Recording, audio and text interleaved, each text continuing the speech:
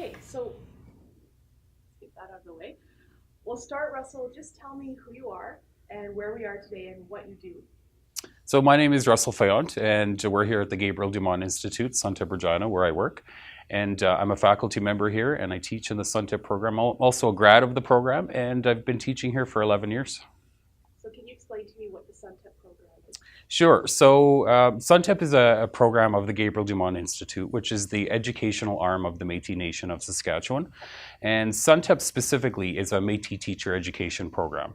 So we run a 4-year Bachelor of Education degree program for those people who want to teach in elementary classrooms, and we've been around for 35 years. Okay, so Russell, today we're here to talk about kind of whatever you want to talk about, but I think we're going to be focusing on the vote allowance history of the Métis. Yep. So could you just introduce that to me and sort of just go in whatever direction that you want to go in? Sure. So road allowances generally are pieces of land, usually parallel to a road, sometimes next to a railroad. They're set aside for usage of the Crown. So they're used to expand roads, to expand bridges, and for whatever purposes government deems necessary. They're significant to the Métis people, and in fact, the Métis people are often called the road allowance people. And the main reason for that is Métis people were largely disenfranchised of their land rights during the 1869-1870 resistance in Manitoba. And many Métis people fled Manitoba in search of new unclaimed land that they could settle on and still practice their culture and their rights. And when they came into places like Saskatchewan and Alberta and British Columbia, much of the land that was unclaimed was road allowance land. And so settling on a road allowance meant that they were, existed sort of on the fringes of communities. So that allowed them access to work. It allowed them to become farm laborers, and much of the farms in Saskatchewan made use of Métis labor on their farms. And it also allowed them to sort of have this separateness where they could resist assimilative forces and also still practice their traditions and their language and their culture and their dance and all of those things. So my people settled on the Katepo road allowances, and many Métis road allowances exist in the north half of the province as well as in other areas of Western Canada. Okay, so could you just say there's someone who's going to watch this who really doesn't understand what the word Métis means? Could you just give a little bit of description of that? Sure. Métis means many different things to many different people, and it has become quite a contested term recently. Generally, if you look in a dictionary, a Métis is usually described as people who have mixed ancestry that comes from both European and First Nations people. The problem with that definition is that it really undermines the long establishment of Métis cultures, traditions, and particularly language. The Métis people speak a language called Michif, which is originally comes from French and Cree, but has existed for so long that it's really developed into its own unique language that stands on its own now. And so Métis people generally considered the birth of their nationhood to occur around 1816 with an event called the Battle of Seven Oaks, which happened in Manitoba. It was the first time when the Métis people raised a national army. It was the first time that they had a flag. It was the first time that they were asserting themselves politically and nationally. And so we consider that historically to be the moment the Métis nation recognized themselves as a nation, and other people started to as well. If you look across Canada, Métis has become a term used to describe people of any Indigenous European mixed ancestry. And so a lot of people in Western Canada are now starting to resist the term Métis and to use the term Michif, which is more representative of a particular culture and a particular history associated with Western Métis who were connected specifically to the fur trade.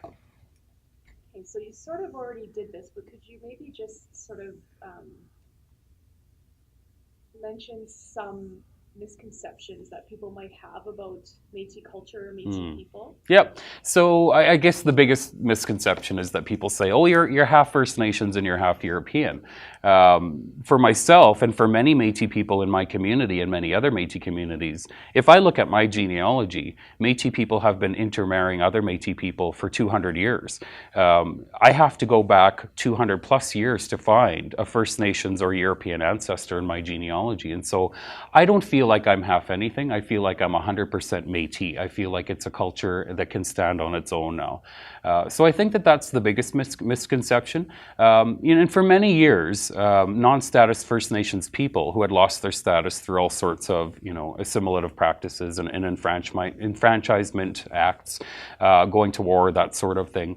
For many years, there were lots of non-status First Nations people who the Métis community welcomed into our community, and we formed an organization in the 70s called Allowances, which was representative of both Métis and non-status First Nations people. However, in the succeeding years since Bill C-31, which has allowed many First Nations people to reclaim their status, those people have been allowed to return home to their communities and have been accepted in their communities. And so we have always in the Métis community taken in people who weren't necessarily of our culture, but had no other place to go. And so we do have a lot of people who don't necessarily fit, my same situation of having a long-standing genealogy of Métis-ness. Having said that, though, I think increasingly Métis people are more and more wary of who we let into our community. And of course, the reason for that today is that Métis people have fought long and hard in the courts in order to have their rights affirmed. And so as these rights are affirmed through things like the Daniels case, the Manitoba Métis Federation case, the Powley case, we have more and more people who are claiming to be Métis who don't necessarily belong to our communities or practice our traditions, but who have mixed ancestry somewhere in their genealogy. And I think that's unfortunate for a number of reasons. First and foremost, those people have communities that they already belong to, and I, someone who loves my people and loves my community, I don't want to see anybody turn their back on the community that they come from. Secondly, it's problematic because there are estimated to be about 300,000 Métis people in Canada who can trace their lineage back to the fur trade and back to Red River. However, there are many more Canadians who are mixed. And I've heard estimates as upwards of 75% of Canadians can find an Indigenous ancestor. And if we allow those people to be considered Métis, they then start to drive our political agenda. And the Métis people, the Michif people, have an agenda that's largely focused on reclaiming inherent rights that were, in their eyes, never given up. And so they already have an agenda, and we have lots of goals in mind. And we don't want that agenda to be co-opted by people who might see benefits in some rights that may occur in the future. So I think that's the largest misconception, is the sort of half and half deal, right? Other than that, I think our culture, like many other cultures in Canada, often tends to get boiled down to snippets of information, right? So when people hear Métis, they think, oh, jiggers. And my people do love to jig, and I love to jig as well, but that's only a small part of our culture. I think that the thing that people understand the least about Métis people is that in almost every important event in Canada's history, Métis people were there. And so during the War of 1812, Métis people participated as soldiers. During both the World Wars, Métis people had one of the largest enrollment rates in Canada in terms of going to war. And so, I think of the founding of Manitoba, which of course was done, through Métis negotiators.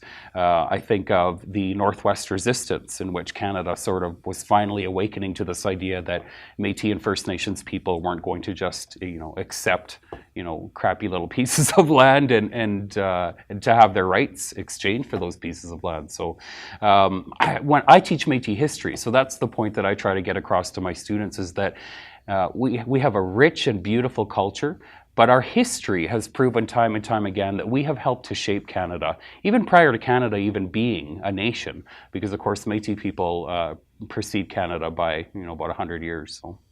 And that leads perfectly to the next question I was going to ask, which is this video series I'm working on now is linked up with these Canada 150 commemorations, whatever you want to call it, the recognition of Canada's statehood, I guess. But you, as you just mentioned, though, Métis culture and Métis, their flag, their own nation, that precedes Canadian history. So can you talk a little bit about how Canada 150 and Métis history worked together or not? Like, how does that? Yeah, I think you know, I certainly don't judge any Métis or First Nations person who wants to celebrate Canada 150. I think for me, it presents an opportunity to talk about the ways in which Canadian Confederation has really threatened Indigenous cultures. And so when you reflect back on, you know, Canada's greatest moments, generally those moments didn't mean the same things for Indigenous cultures as they meant for Canadian culture. And so, you know, one of those moments is the railroad, and we think of building the National Railroad as being this, you know, amazing thing that stitched Canada together, and of course that's what it did.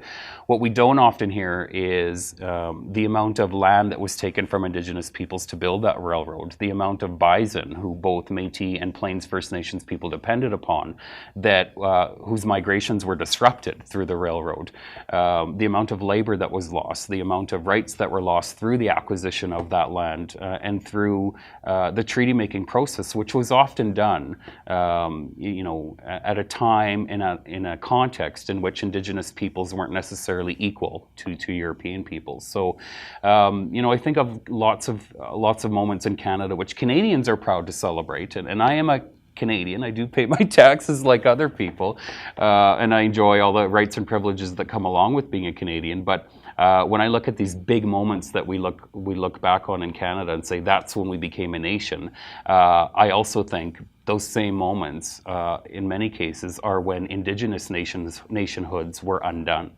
And so it's an interesting time for Indigenous peoples. It's a time of reflection. It's a time of really considering how we have helped to shape this country, and also how this country has helped to shape us in not so good ways sometimes. So turning to Saskatchewan specifically now, can you speak about the Saskatchewan context and how Métis people have shaped the Saskatchewan that we know today? Absolutely. So I guess going back to Saskatchewan's earliest times, or the times when Europeans first came into Saskatchewan, many of them were guided by Métis guides and also First Nations guides. And some of the oldest communities in Saskatchewan, particularly Île-à-la-Crosse and Cumberland House, which go back to the mid-1700s, were founded by Métis people and were first inhabited permanently by Métis people. So Métis people have had a long history in Saskatchewan, mostly dealing with the fur trade. And then when we get into you know, the 1800s and settlement, we start to see Métis people providing a lot of labor, and so basically they were the first labor force of Saskatchewan. And so when settlement occurred here, there were pickets that needed to be cut, there were telegraph poles that needed to be cut and set, there were roads that needed to be built, and it was really the Métis people who filled that gap, because of course once the bison were gone and the trains had come, the Métis people's main form of income, which was transportation as well as bison hunting, those went away. And so the Métis people needed to find access to new labor. And this is what they did. So they worked on farms, they built roads, they built bridges, and some of Canada's and Saskatchewan's most well-known highways are actually old Red River Cart trails. And of course, we now have the Highway 11, which is an old Red River Cart trail, which is named now after Louis Riel. So, big impacts Métis people have made in this province, absolutely. Okay, so just to finish off this part, could you tell me about your personal, your identification as a Métis person, and kind of what we're going to be doing today when we go out to your homestead? Do you want to just speak to that? So, like a lot of Métis people, I wasn't necessarily grown up knowing as much history and knowledge as I have now, which I've reclaimed through reading and through visiting and that sort of thing. But I knew certain things about myself. I knew certain traditions that my family just always did. I knew that my family spoke a language that wasn't French and wasn't English and had sort of this funny rhythm to it. I didn't know at the time that it was called Michif. I just knew it was a language that my people spoke. And I also knew that I had a really strong connection to land, and particularly a piece of land that we're going to go visit today, which we're going to go see a road allowance house that I never grew up in, and yet my childhood is replete with stories from this tiny little 2-bedroom house that exists within a coulee, next to other tiny 2-bedroom houses and other coulees. And it's this really neat, special place, a road allowance community, which just emanates stories and emanates richness of culture. And it's a place where a lot of my cousins, I have literally hundreds of cousins. My great-grandparents had 18 kids, and they all had a lot of kids themselves. So, and I know most of my cousins, and it's a place where we gather, and we have a reunion there every year, and it's a place where we go to visit, and to, you know, to relive those stories and that shared history. It's a really rich place. Okay, is there anything else that I've missed that you want to mention before we finish up here? I guess the only thing I would mention is that there's not a lot of road allowance communities that are recognized officially, and part of the reason for that is that most of them exist on Crown land, and it's land which is easily forgotten and grown over and used by farmers and you know, ranchers and that sort of thing. So there aren't a lot of road allowance communities that, you know, have a plaque or any sort of information where you can say, oh, a people existed here, stories existed here. And so I guess that's the only thing I would add today is that you know, these places are precious to us as Métis people. And while we don't necessarily want to see them developed or turned into museums, we do want there to be formal recognition someday, whether it be in history books or whether it be through media such as this, that people lived there, people lived in those coulees, and people made an impact in those coulees. And it's an impact that goes far and beyond those places. It stretches into the wholeness of Saskatchewan. And so that's what we're going to see today, hopefully. So on a last note, would it be a stretch to say that places that you're just talking about, road allowance communities, that, I mean, of course, they still physically exist on the land in some aspects, but that they really exist in memory, that they're known in story? Would that be?